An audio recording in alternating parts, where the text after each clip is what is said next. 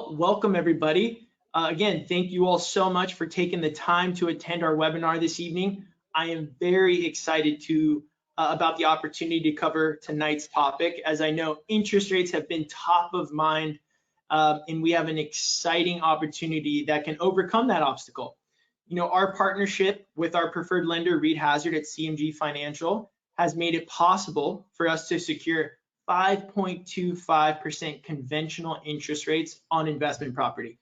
So that is a huge advantage and a huge resource that's going to be able to really help improve the numbers, as we'll be able to show you later today. I also have the pleasure of co-hosting this presentation with our top Florida agent, Jerry Robinson, who lives in the Cape. Jerry has intimate knowledge of the properties and will be a great resource to cover the area and any specifics about the property. So he's always been a huge help to myself and all of our investors. So we're very thankful that Jerry's taking the time. I know it's late over there in Florida, so we appreciate your time. Thank you. No, I'm glad to talk about this opportunity that's here. It's you know, with interest rates rising and with the price of properties kind of going where they are, it's nice to be able to find a excellent investment vehicle for our clients. So I'm excited to talk about it tonight. Absolutely. Jerry, if you don't mind, just go on the next slide for me. Yep. Let's. Okay. So a little bit more about myself. My name is Vince Tomich. I'm an advisor here at Marshall Reddick. And my primary role as an advisor is to learn as much as I can about each individual investor, and then help guide you through the process of investing. So I was born and raised here in Southern California, and I have been in the real estate industry now for over 8 years. I'm a big fan of practicing what I preach, right? So I have acquired investment property with Marshall Reddick. I have Marshall Reddick managing investment property. I have borrowed money from Marshall Reddick. I have lent money with Marshall Reddick, and like I said, huge fan of doing these services and participating in the services that we provide here. So I'm a client first, and then I'm an employee second, right? So I do like to talk to those individuals who are interested in some of these topics and going over it on a personal level as well. And then prior to my role as an advisor, I was a mortgage lender for a number of years, and that's where I really learned the value of leveraging money. And I'm always eager to discuss innovative financing options like we're going to be discussing tonight. So that's a little bit more about myself. Let's see, we are going to go, for those of you that are new to Marshall Reddick, I always like to just do a quick kind of rundown of who we are and what we do. So we are a full service real estate firm, and we have 4 primary services. So we have our real estate brokerage. So we help people buy and sell, whether it's a primary residence or an investment property, we can handle that. Property management. So we have 99% of the people that do buy an investment property from us are going to need property management. So we offer that service, everything from A to Z: marketing the property, rent collection, rent disbursement, any kind of maintenance or repair request, all the tax forms, and at the end of the year, we would provide those to you. So again, we handle everything from A to Z from a property management standpoint. Third is private money lender. So really unique part of our business, where not like a conventional lender like we're going to be talking about tonight, but we do private loans. A lot of our borrowers, examples are going to be folks that are doing fix and flips. You want to buy a property, put some rehab money into it and try to sell it for a profit. Those are short-term kind of private loans that we offer. There's other scenarios where maybe individuals have self-directed retirement accounts. You want to buy a property within that self-directed retirement account, you may need private lending. So those are the people that borrow from us.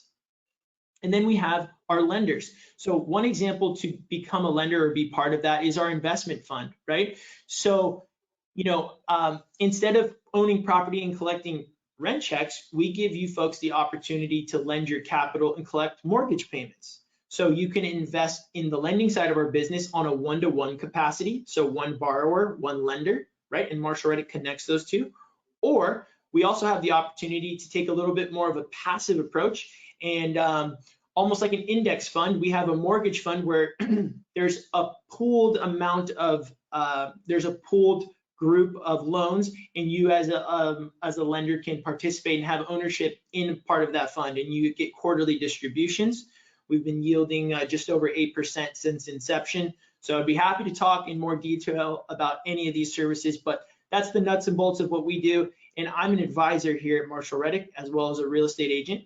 And again, my goal and my primary role here is to help facilitate and make sure I'm introducing all the key players along the way and making your investment as seamless as possible.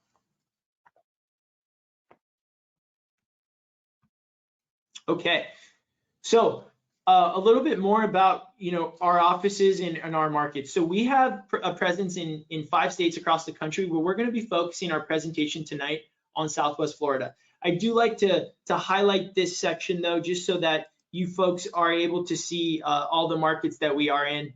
And for those of you that may have other interests in other parts of the country, this is just a quick snapshot of some of the places that we can offer our services. And when I say offer our services, we have brick and mortar, boots on the ground ability to help in these areas here. Okay, now how do we choose these markets, right? So we put together some key criteria we feel support a strong rental market. And we can all agree that not every market across the country is a good market to invest in. But we do feel like Southwest Florida has these characteristics, right? Good job market. We want low vacancy rates, economic diversity. We don't want to be reliant on one resource for income, or one job provider. Housing affordability. So for those of you in Southern California, you can sympathize with me, right? Housing affordability is quite a challenge here. So getting outside and looking at markets that are more affordable can help make these numbers work. Landlord friendly is also crucial. Strong education, and then last but not least, we'll be covering this a little bit more at the end, is reliable property management. Super important that making sure that after you buy a quality acquisition is to make sure it's maintained correctly and run correctly. So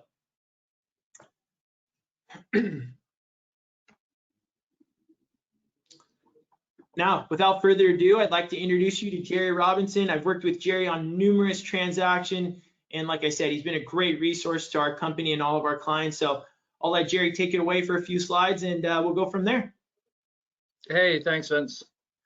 Hi, everybody. Thank you guys so much for joining us tonight. It's a little dark out here now, but yeah. So my name's Jerry Robinson. I'm a licensed Florida broker associate here in Southwest Florida. I live in Cape Coral, which is kind of the central hub of everything that we're going to go over tonight, and kind of where a lot of our business takes place.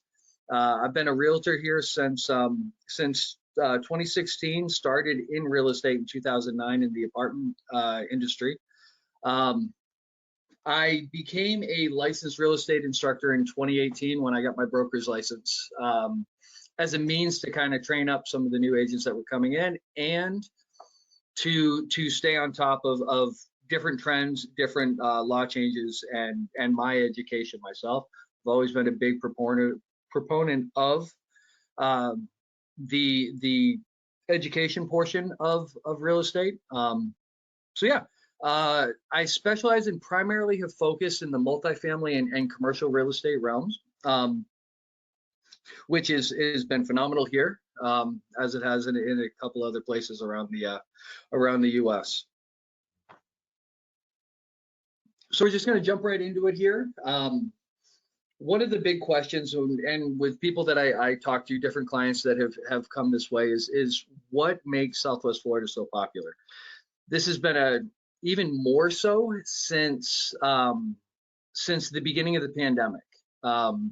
We've seen a massive influx of people coming into the Southwest Florida area, investors, as well as people moving from larger metropolitan areas such as California, New York, Chicago, any real major areas. I think the plan for a lot of them was always to retire in Florida, because that's what Florida was predominantly known for. The pandemic just happened to speed that process up. But from an investment standpoint, or an investor standpoint, there are metrics that they're going to look at in order to decide if it's right for them or if it's the right place for them to invest. So couple things about us. Unemployment rate currently in Florida is around 2.4%. We were listed in 2022 as the third fastest area for job growth in the nation. A lot of that has stemmed from the introduction to a lot of remote work, as well as people just wanting to be here, fun in the sun. They could work remotely and still kind of keep their lifestyle that they had in other parts of the country. Our highest sectors in job placement here in Southwest Florida is medical, right? Because originally considered a retirement capital. Medical has always been big in Florida. Construction, with the influx of a bunch of people coming here all at once, I think this year we topped out somewhere around 20, just over 20,000 people moved to Cape Coral alone. There's a need for houses, multifamily, single family houses, things like that. Teaching is a big one. There's about 109 schools you'll see at the bottom there in public, private, and charter schools just in Lee County alone, which is huge. And of course, right, fun in the sun. People come here to enjoy their vacations, and a lot of people lately have come to enjoy the vacation and have decided to stay.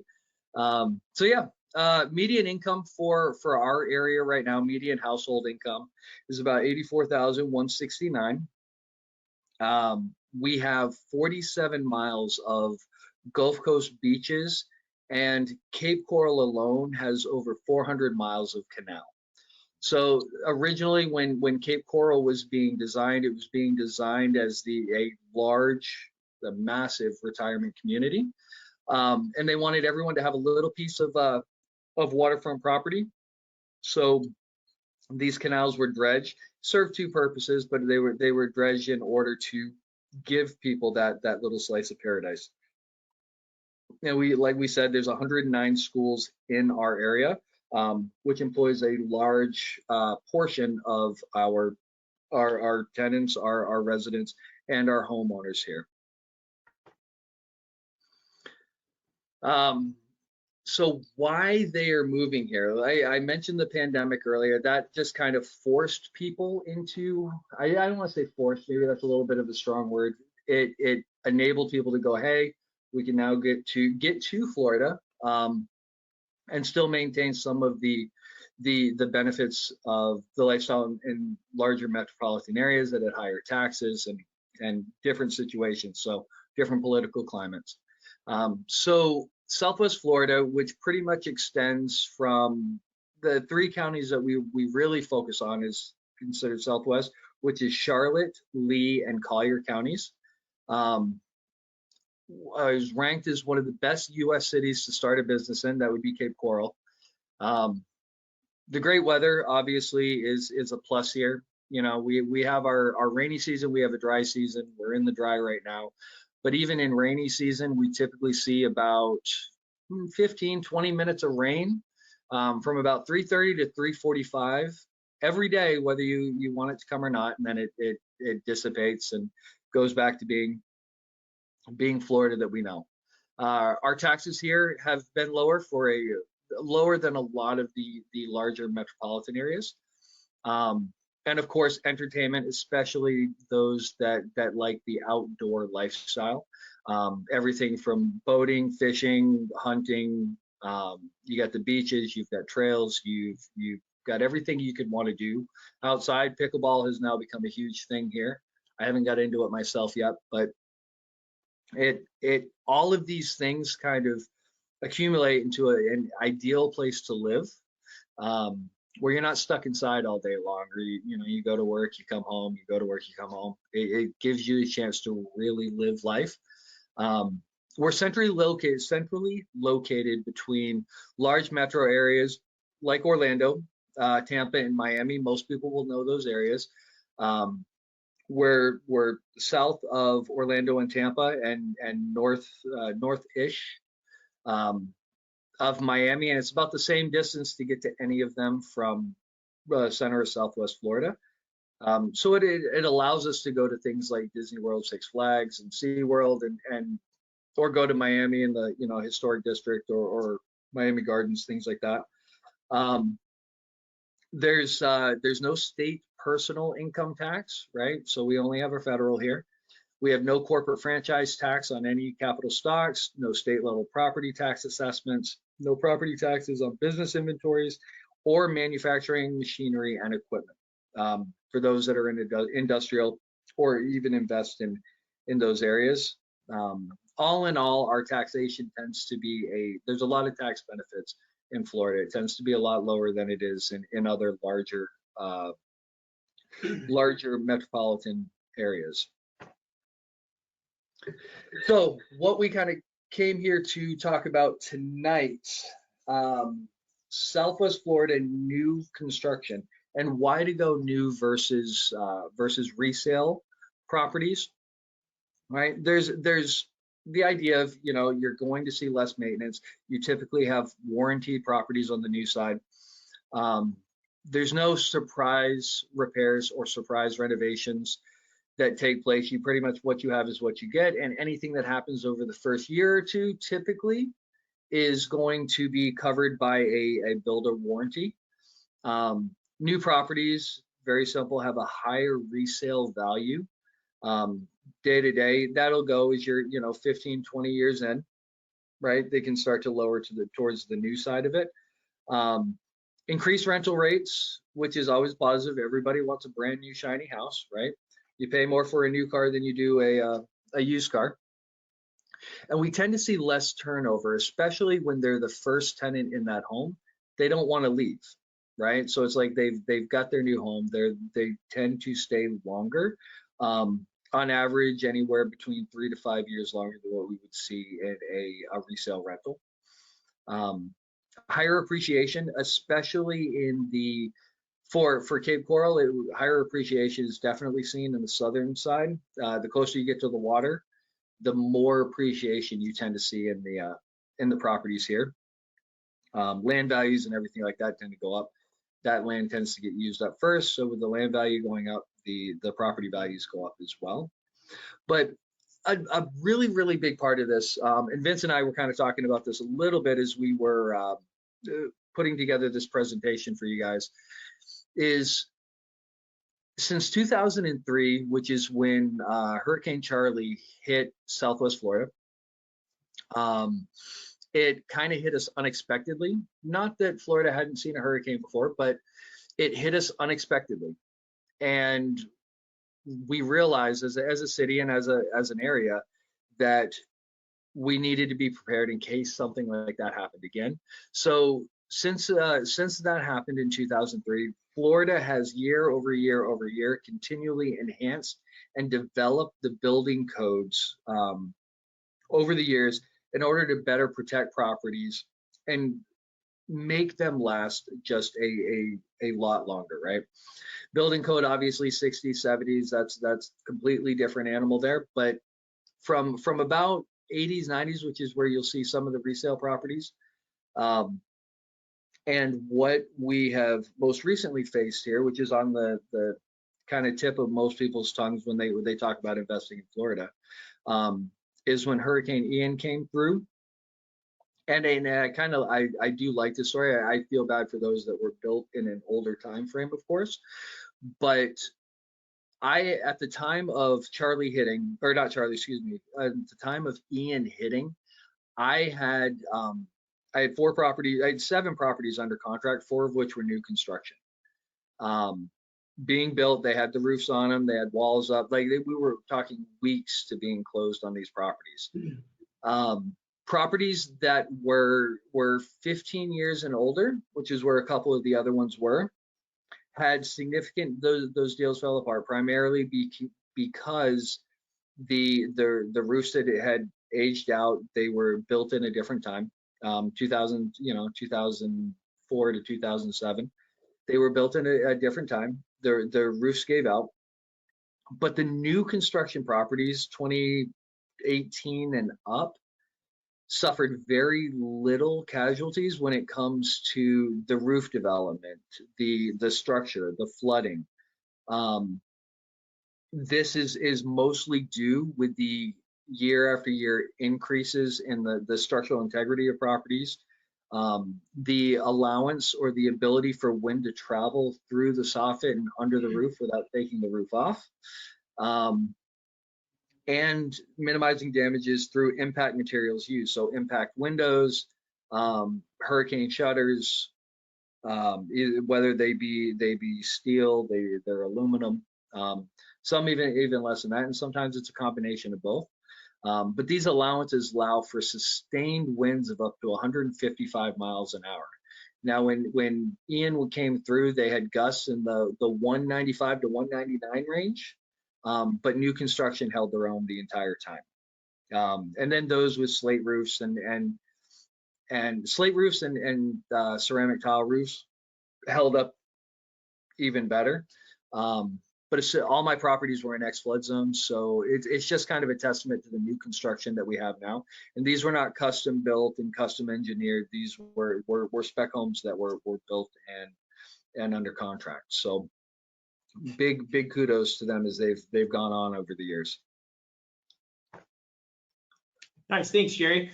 Yep. So another, important kind of topic being that the properties that we're going to be talking about are multifamily. I just wanted to quickly cover, why multifamily? Why does that make sense for some people? And you have, the three items here are going to be economies of scale, less competition, and higher cash flow. So economies of scale, right? There's going to be income reliability. And what I mean by that is if one of the units is vacant, you typically have the other unit to help offset those expenses or that mortgage payment. You're just not reliant on one family, right? On a single family, if that family moves out, it's vacant and you have to find a new tenant. Whereas when you have multifamily, you do have a little bit of that, like I said, income reliability. Also, another factor in something I've personally experienced is, rent increases helps really multiply that overall net dollar amount to you, right? So, a modest, when I bought a duplex in Texas a couple years back, and at acquisition, it was completely breaking even. And what I did is I looked at market rents, and they were about $150 below. So I went and I raised the rent $150. And from when you talk about $150, it's okay, but when you times that by 2, now all of a sudden a property that was breaking even is now cash flowing 300, essentially overnight. And it's not to say that every rent increase could be at that level, but those small incremental rent increases times multiple doors can really help your bottom line, right? So that's another key or helpful element of multifamily. Also, there's a little bit less competition, right? A lot of the single family space is going to be made up of primary home residence buyers, so people that are going to live in the property, as well as investors.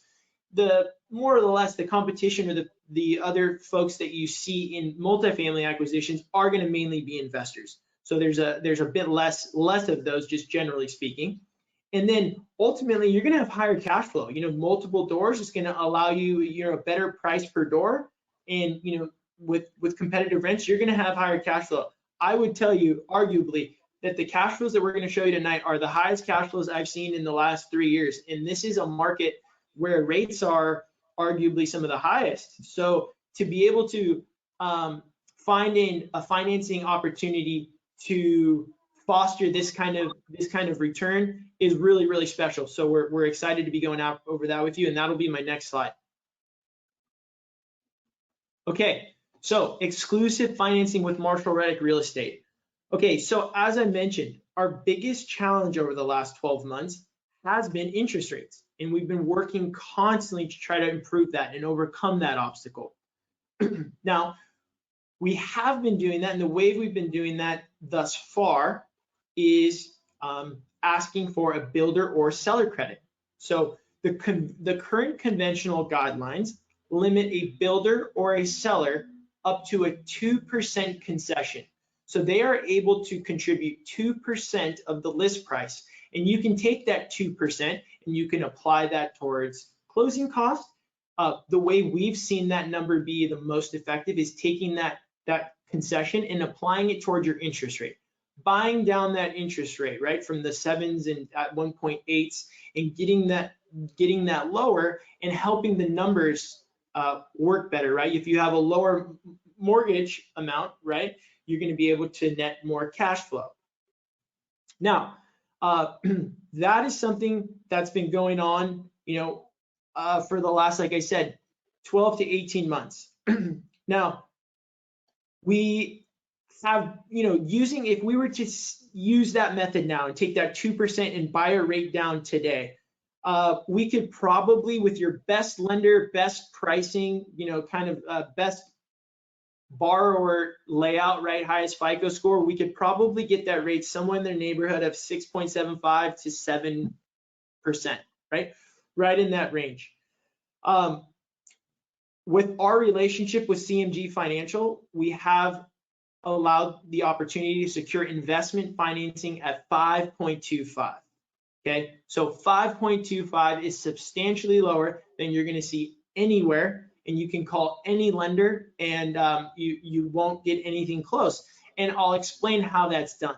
Now, this 5.25 is in the form of a 10-6 arm. So what that means is that loan is fixed for 10 years, and then on year 11, it will go adjustable. So every 6 months, it's subject to adjusting. Now, the reality is this. 30-year fixed mortgages, the average hold time is 7 years. So whether it's a sale or a refinance, the likelihood of you holding a 30-year fixed for more than 7 years is unlikely. So having that 10-year window definitely gives folks an opportunity to take advantage of the low interest rates now, to take that for as long as you can. And if interest rates improve and you have an opportunity to refi into a better rate, great. But all that waiting time, whether it's next year, 4 years, 5 years, 10 years, whatever it may be, right? You're going to have a long secured period at this low rate. Now, how are we doing this? How is this getting done, right? So it's called a forward commitment. And without getting lost really in the minutia and the technical aspects, I wanted to try to figure out the simplest way to explain a forward commitment. And the way I do that is I compare it to how a buyer has the ability to pay points and to buy down a rate. So every borrower, right, when you fill out a loan application and your down payment and your FICO score, you get a par rate. You get the rate that's designated to you based on the inputs, the criteria that you have. Now, you can take that rate and you can say, I'd like a lower rate. And by doing that, you have to pay money, and that's called paying points, and you can lower that rate, right? So this is an opportunity for the builder to pay points before a property goes under contract. So you have the opportunity to pay points once you're in contract and once you're looking at a property.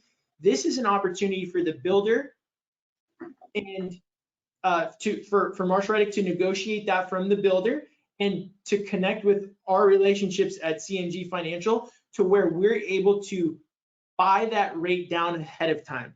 So this allows us to circumvent the max credit that a builder can contribute of 2%. We're obviously asking for a lot more than 2% to get the rates here. So they have to do that before that the property goes into contract. So basically this capital is a lower rate, is at a lower rate for those individuals who are interested in buying this particular product, right? So that's how we're working. That's how this is all working out for you folks. So, for us, it's really important to make sure that we're explaining that and that we have our, partners like we do with Reed at CMG to be able to secure that financing for you guys. And we'll be able to show you guys a little bit more of how these numbers play out and what that would look like against maybe just buying a property on the open market, today, given today's interest rates. Okay, now this is Reed Hauser here. I just wanted to give a quick photo and a little bit about Reed. Reed has been working with our company now for, over 20 years. He's been just an amazing, amazing partner. He's been an absolute rock star with us. He is licensed in all of the markets that we operate in. His company is licensed in all 50 states. I would tell you that Reed would be a good person to talk to for any financing questions, but particularly this presentation and what we're offering tonight. He is going to be our go-to person here. And I'll kick it back over to Jerry to talk a little bit more about Florida job markets, and then we'll go ahead and dive into these properties and show you what the numbers look like. Sure. Thanks, Vince. So yeah, we're gonna kind of just high level stuff on the area, high level demographics of the area, just so you guys have an idea of what you're looking at with Florida, and then the meat and potatoes, my favorite part, getting into the actual properties. So the Southwest Florida job market outlook. Job growth in Southwest Florida has been about 6.2%, while the labor force is growing by 1.6 annually, meaning that there are currently more jobs than workers to fill them. And this is a benefit how people can lose their jobs, people can kind of go from one to the other. There's typically it helps to lead to a just an ability to have income continue to come in. The GDP of Southwest Florida right now is about 50 billion, and it has grown about 35% over the last 10 years. We mentioned this earlier, but Cape Coral, Southwest Florida was recently ranked by Forbes as the third best place for jobs in the U.S. Our unemployment rate in the region sits at that 2.4%, relatively low in comparison to other parts of the country. Our top employers, companies that are huge parts of the workforce here in our area. So we have Beatty Development, which is a custom and commercial development company, builds a ton of probably most of the buildings that we see here have been built or part of it by Beatty Development. Walmart, Publix, NCH, and Lee Health are two big ones. The school district of Lee County, like I said, we have 109 schools here. And then the Marriott International, there's a few Marriotts in the area, and they employ a significant workforce, especially on the tourism side, right? Hotel, motel. So kind of an outlook, and this is a new side, but I absolutely love being able to kind of share these things. So Southwest Florida, looking at it from now and what is coming to the area, right? Cape Coral being the central hub is growing. It's a relatively young city. So that being said, our area, seeing these new things kind of come in has been phenomenal. The Sunseeker Resort, which is a 785 room waterfront resort, is coming up to the Punta Gorda Port Charlotte, right off of the Peace River there. Beautiful resort. I get to drive by it every time I'm going to look at properties out there. They're actually opening, I believe it's December 15th or December 17th of 2023. They're opening the doors. I cannot wait to kind of go and walk through there, but they have everything, and it's great for vacations. It's got the whole Florida experience from boating and skiing and fishing and all that fun stuff. In Cape Coral, we have the Bimini Basin project, which it actually broke ground a couple of months ago. It's $120 million project development in South Cape Coral on a Gulf access kind of spreader canal. They're going to be lining it with a mixed use development with residential, vacation rental, and businesses. And that is scheduled to be completed by 2028, 2029. There's a lot of land around that area right now that is currently being bought up and cleared out. The Seven Islands project, it's a North Cape Coral project coming to the northwest. It's a 48-acre mixed-use development that is going to start in 2024. And it's a huge emphasis on the Gulf Coast lifestyle. So where this is located, for those that know, Pine Island is directly west of us, but it kind of sits right there on the Gulf. You just got to kind of go through the mangroves there, and it'll be a full Gulf access. And what the intention is because Cape Coral is the third largest city in Florida, the idea is to almost bring a second downtown. So that those in the north don't have to travel, 20, 25 minutes to get to the south end, which has been more established. This is just going to feed into the property values through the Northwest Cape. But yeah, 2024, it's supposed to start. They're aiming sometime 2030ish to 2032, and then the last one is a utility expansion project that's going through North Cape. So because of the boom that we have had in influx of population coming here, North Cape found it necessary to get off of the well and septic side of it and bring city water and sewer to the area. They are doing it through a 12-step phase. Aiming right now is 2035 to 2036 to do the final completion through the more northern areas. But that just kind of shows a testament. There was a concern initially that maybe the aquifers would run out of water because we were building as fast as we were. This is just a means to make sure that doesn't happen. And we're going to talk a little bit more about that actually right here. So, and the assessment is part of the utility expansion project. It's meant to assist with utility placement that's happened in Cape Coral over the last decade. The city has this phase program through pretty much everything north of Pine Island Road right now, and where they're upgrading the water systems. The expansion is in its third phase currently, and they have 12 future phases after that. The assessment is attached to the property pretty much until it's paid. You can pay it with your taxes at the end of the year, or you can pay it in one shot. The total cost of the assessment per lot right now is $29,000, and while that sounds like a big hit, home values show dollar for dollar. If I take the same exact house in a well and septic versus a well and septic versus a city water and sewer, there's a $30,000 difference in the price point as they're sold, with a lot of builders now just including that in areas where they're building that already has a city utility in place.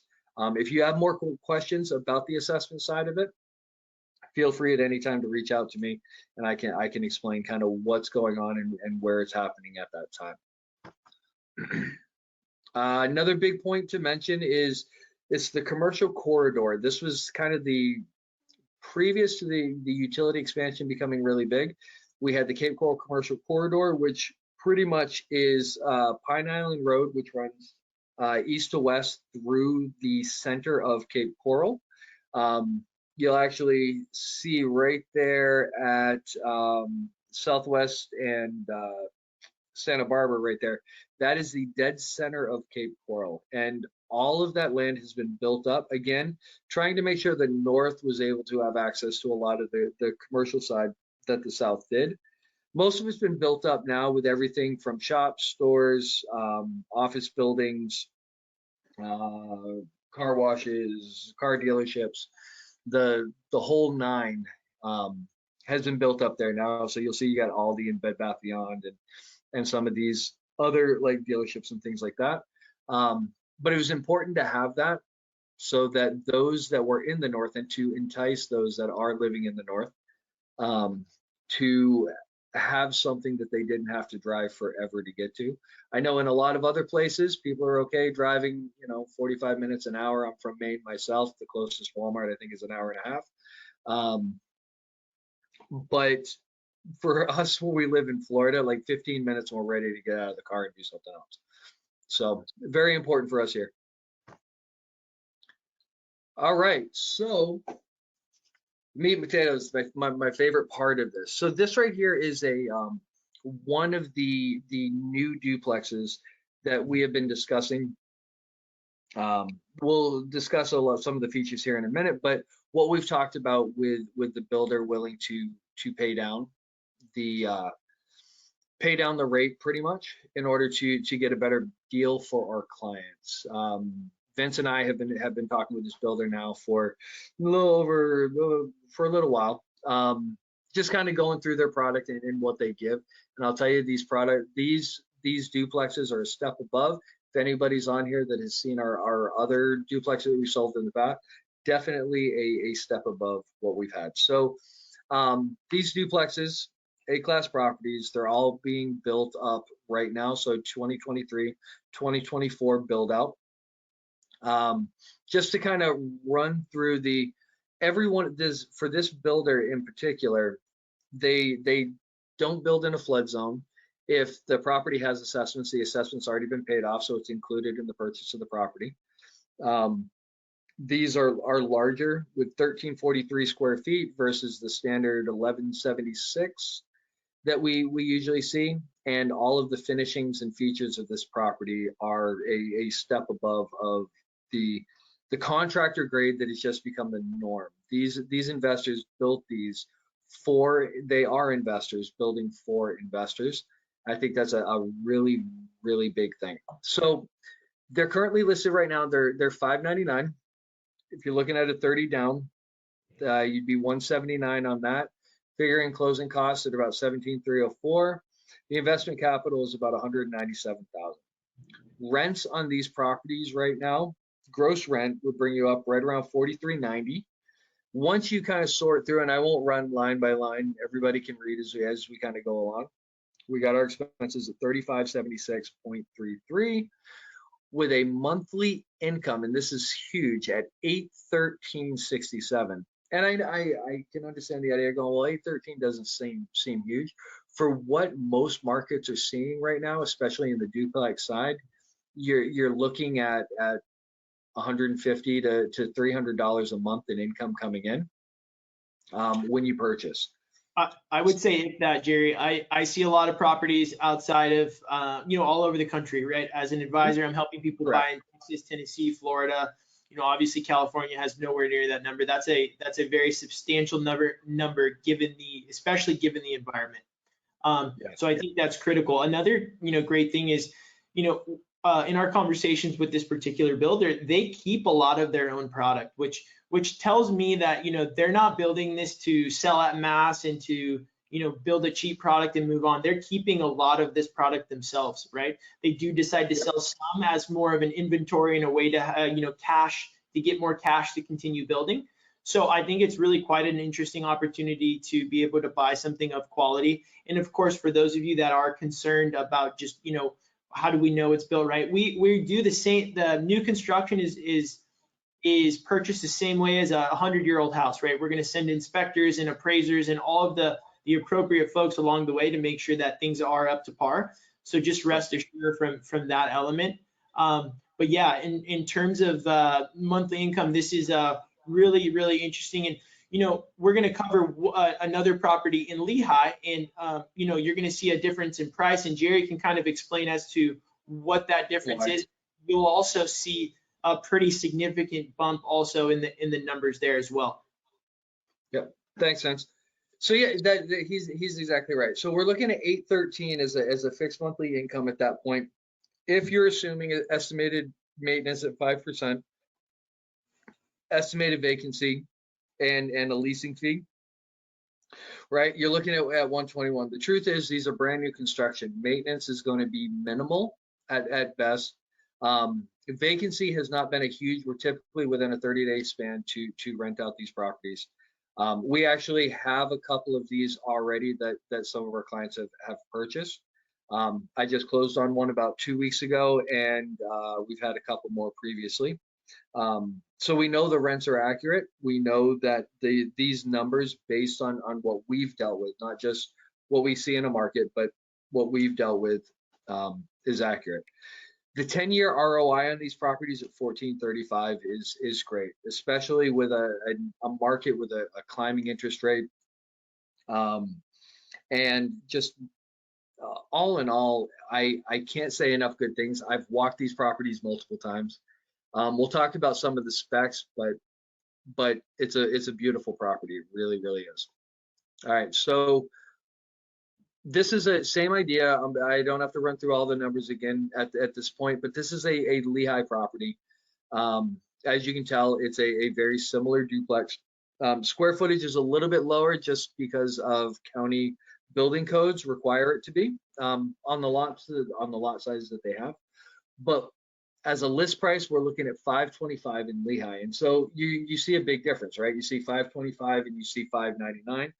The difference there is not in the quality of the product. The difference there is in the price of the land that the property is built on. They would look identical sitting next to each other. but land values are cheaper out in Lehigh, and that's a benefit that gets to be brought to the investor. So in this right here, where we've got 157 as a down payment with closing costs, we're looking at about 174, say 175 on that side. This is the coolest part about Lehigh right now, is rents are very, very close to what we see in Cape, and this has not always been the case. What we are finding is that we have a lot of people from Collier County, which is going to be Estero and Naples and Bonita Springs, right, which are very expensive areas to live in Southwest Florida. People have moved because one bedrooms there are $3,000 a month, $3,500 a month, whereas a 3-bedroom, 2-bath, nice size, brand new construction, they can get at 75% of that. That's a big difference. It's $1,000 they save for a 15-minute drive to work. But going through here, so we were $813 on the Cape Coral property. We're at $1,185, almost $1,200 a month in income in Lehigh Acres, with a 10-year ROI sitting at just over 17%. Typically for properties before this whole thing set up, I was seeing 10, 11% at best case scenario. And that was really negotiating a solid deal for my clients. So to see 17, 18, these are the types of numbers that we would have seen at the beginning of the 2% interest rates that we had. We haven't seen these numbers since that point. So just a little bit about these properties. We can read kind of through what they have here. I don't have to go through them, but I think one of the big things to talk about here is we've talked about how building code has gone up, and I believe that this company has gone above and beyond what that building code would call for, right? So their properties come with impact windows, sliders, doors, and garages. Most don't. Most will come with hurricane shutters. Their engineered truss system is at 155. That's common in most builds now. The steel rebar reinforced foundation with concrete block walls and a bond beam to hold these in place is not typical. Typically, it's going to be just a high pressure foundation, poured foundation with a concrete wall, and the trusses sit right on top of that. So stronger on that side. And then it kind of, as you go through, these are the items where you can tell an investor looked at it. And the investor looked at it and goes, I don't want to worry about hurricanes destroying everything that I'm building right now. I don't want to worry about having to maintain the property, over-maintain the property because of a cheap fixture, right? When you're using all wood cabinets and full granite or quartz countertops, high-end appliances, even something, and this is going to sound crazy, but even something as simple as including the blinds, the brushed nickel fixtures, and the fans that are attached. Every other builder that is in our market here and in other markets, because houses have just been selling for the sake of selling, they've cut a lot of these things out, right? So I have other builders that I've used in the past that they close on a house and then there's another $3,000 worth of installing blinds and ceiling fans and bathroom fixtures, right? They came in and said, hey, this is what we want to do. We want to make it so it's easy and it's ready to go, and we don't have to worry about it past that point. So that's kind of what you're looking at here is an investor's mind. Like if you guys were to come in and say, I'm going to design a duplex property for myself, that's what these guys have done. It was a property that was built by investors and for investors, not just somebody trying to capitalize on having a couple extra doors and using the cheapest materials that they can in order to do so. Okay. This is just a very quick, and we don't have to kind of go through all of it here, but I wanted to showcase what we're looking at as rental rates for duplexes. On the left here, you're going to see Cape Coral duplexes. So we're looking at 2250, 2300, 2200. We wanted to be able to show that the rents that we are receiving on these properties are accurate rental rates. That's always a big question, right? I'll see it sometimes, especially if I'm looking in Northport or other places, say, yeah, they'll rent out for 2,800 a month. And then you go and run the comps and you realize you're about 500 off the mark, right? These are actual rented properties, not just listed, but rented properties in our market. And then if you look at the right side, that is Lehigh Acres. In the market where these are being built, you've got 2,300, 2,100, 2,300. Again, it really surprised me to see that Cape and Lehigh are very close on the rental rates. One of the big differences, and this is kind of how I look at Cape Coral and I look at Lehigh. Cape Coral's benefit is for a long-term appreciation. You're going to get a higher appreciation in Cape Coral than you will in Lehigh Acres. Lehigh Acres has the cash flow, right? Because of the lower land values, because of it's not a building thing at all, but it's really just the lower land values. And it used to be something where like, all right, well, the clientele is a little bit different there, but they're becoming very similar. We're seeing a lot of Collier County people in there. And so we've gotten away from the seeing like government assisted properties and things like that. But these are the rental rates, and these are accurate rental rates on properties that have been sold in the area. And you'll even see some 2020, 2018, 2017, right? So you'll see that they're similar, at least in that point. Yeah, Jerry, thanks so much. Yeah, thanks so much for going over that. I think showing those rentals and being able to, validate that we can actually get that rent is so critical, right? Because there's so many folks that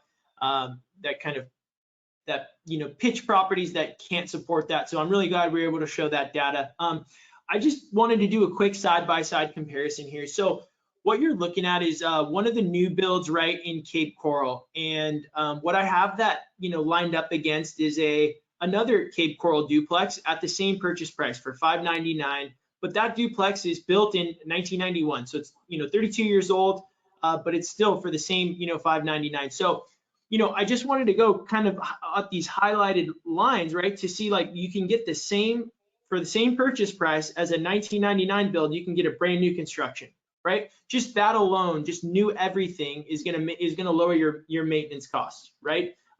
It's gonna also be a little easier to rent. Everything is brand new. If you scroll down also, you're gonna see gross rent. Gross rents on the new build, $43.90. Gross rents on the pre-owned of $4,000. So you're at a almost $400 difference there. So you're making more on the new build there. Okay. And then next is because we have this forward commitment, because we have this financing opportunity that we've worked out, instead of at best 6.75%, assuming you're going to pay a couple points, if you just apply that same acquisition to what we have here, you can get a rate at 5.25. So that substantially changes the mortgage payment, right? And then you'll see most of these line items are pretty much on par, apples to apples comparison, right? Our management fee is a percentage, so that's a little different. But then you'll notice there's a huge swing in the monthly income, right? So, with the interest rate being 1.5% lower, the cash flow increases almost $770, right? $767 more on the new build. And then furthermore, that kind of compiles to the effect of an increased ROI. You're going to have almost 6%, 5.85% ROI over 10 years on the newer build than you would on the pre-owned. Now, like I said, this is a twofold element, right? You're going to demand more rent. It's going to be lower maintenance. You're getting special financing. There's so many benefits to taking advantage that we definitely wanted to highlight this for those that may be just looking at buying something else. That's fine, you can. But when you have this kind of financing associated with such a quality product, it really is something that we encourage people to take a very close look at. And it's not to say that this financing is going to go on indefinitely, right?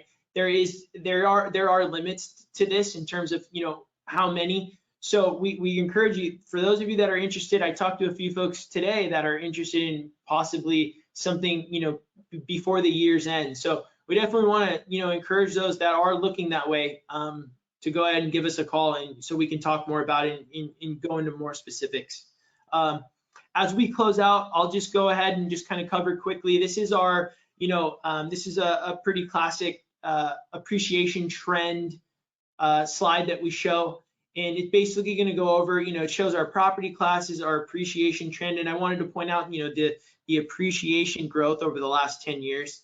You're going to see the property class breakdown. Basically, what you'll notice is for a single family home, anything that sits in between that, anything that sits in between that 468 to that 360 mark is class A, 360 to 288 class B, and so on and so forth. And then that's broken out per unit when you're looking at multifamily. So that's how we derive at these property classes. And we have an ebook on it, which I believe is our next slide. So this ebook basically details the rating in which what that means to you as an investor, right? What to expect. I kind of like to associate the A, B, and C like this. A class properties I think of as appreciating properties. Properties are going to be better at appreciation. Maybe not as much cash flow. Not the circumstance for these, but that's a typical trend. C class properties, I assimilate those more with cash flow, right? C for cash flow, and those typically don't have as much appreciation. And then B class properties have a blend of both. But like I said, this book kind of goes into much greater detail, and I encourage you, I'm assuming if you folks are spending an hour with us tonight, that you would be interested in possibly reading a little bit more of how we come up with that. The website, this is a free ebook to review. The links below, marshallreddick.com/ebook. And let's see, what else do we have next, Jerry? Last but not least is property management, right? So property management is such a key element to everything, right? A lot of you folks probably aren't living in Southwest Florida. Those of you that are even living in Southwest Florida, having somebody manage it and take on that responsibility is crucial. And the real question is, we have our fees here in terms of it's going to be 8% of the gross monthly rent, and then we have a leasing fee of 50%. So that's what we charge to procure a tenant, and the fees associated with placing that tenant. But truthfully, at the end of the day, what a property manager does is they know the rental laws, right? We serve the proper disclosures, ultimately keeping you out of court, right? That's our whole job, is to avoid a headache and to make sure that we're taking care of the tenant and enforcing the lease. That's the bare minimum. That's what we do, is we enforce the lease. What sets us apart is, we only make money when you make money. So when the property is vacant, we're not charging you for a management fee. We have outside vendors for all of our work orders. So there's no in-house management. We don't profit in any element from management, right? Or should I say from maintenance, right? We're not upcharging anything on our maintenance issues, because we don't want to, that's a conflict of interest. We don't want to be able to be making money when you're essentially losing money because of an expense, right? So all of our maintenance is, third-party individuals, and you pay for the invoice, and we can get multiple quotes. So that's a nice way to ensure that you're being taken care of. And then obviously we'd like to have proper software and tracking to make sure that you know all of the details and the financials that are part of this investment. So that's really critical. Again, as we're coming short on time here, we want to make sure that we're respectful of that limit. One of the awesome additional features that CMG has provided us is what they like to call the rate rebound. So for those of you folks, it's probably not going to be applicable to the folks using this, this loan for these properties, but in the event that rates improve over the next 5 years to the point where it makes sense to refinance, CMG is offering a no lender fee refinance. So this is a little bit of the highlights of that and what that looks like. It's a really awesome way to encourage those individuals who say, well, I might wait. What if it gets better? Well, if it gets better, CMG is saying that we'll refinance you with no lender costs. So that's a good way to incentivize you as opposed to waiting and what if rates get higher, right? So that is something that that's really awesome that Reed and his team at CMG were able to send our way. So for those of you that are interested in that, we can always connect you for more details. And let's see, we did have a couple questions and maybe we can get to those. Sure. Jerry, really quick. For those that are interested in these, the question is, are the properties ready to close this year? What stages are these buildings in? So can you give us a little bit about the current inventory? Absolutely, yeah. As it stands right now, there are two ready to go. There's two properties right now in Cape Coral that are open and ready to go. They could close by the end of the year. In Lehigh, there are a few more. I'm actually pulling up the list right now, but it looks like we are sitting on. We actually have seven. We have 7 right now in Lehigh that are ready to close as it stands right now. The remaining ones as they come through are anywhere between January, looks like January 10th, all the way down, and they're planned out building all the way out to August. Awesome. Yeah. Now, just to be clear on that again, this financing is not going to be tied to every single one. So it's important that we make sure that for those that are looking to close this year, that'd be best to take advantage of that sooner than later. And then what are, as far as the other question I had that came in was, are window coverings and mailboxes included? I think you might have covered some of that, but do you have answers for that? Mailboxes absolutely are. I find it strange that there are builders out here that don't include a mailbox, and that's a funny one. But yes, so they do this. This builder comes in. They're 2-inch wood faux wood blinds and a slider blind as well. This builder in particular actually covers pretty much everything that we're going to need closing it out. So the window coverings are done. The hardware for in the bathrooms, so your towel holders, your toilet paper holders, your items like this, towel bars, stuff like that. All of that stuff is included and installed. So that's a big difference because, like I said, that's about a $3,000 cost just on installing those items. A little bit more depending on the windows because now that's $3,000 per side. Right, so there's a $6,000 savings right there per duplex. Awesome. And I have a couple more specific questions, and for those questions that we didn't get to, I'll be doing follow-up calls tomorrow and the next day just to make sure that everybody's questions are getting answered. Jerry, if you don't mind going to the last slide there, I want to make sure I share my contact information for those of you that are interested in exploring this a little further, having more of a conversation with Jerry and myself. I'd be happy to help coordinate that. Again, it's always such a pleasure to be able to host an event with you, Jerry, and I want to thank all of you folks who were on tonight, who spent the time to listen to us. We greatly appreciate it, and we look forward to connecting soon on this, and hope there was some value that we were able to provide. So thank you guys so much for the time. Thank you.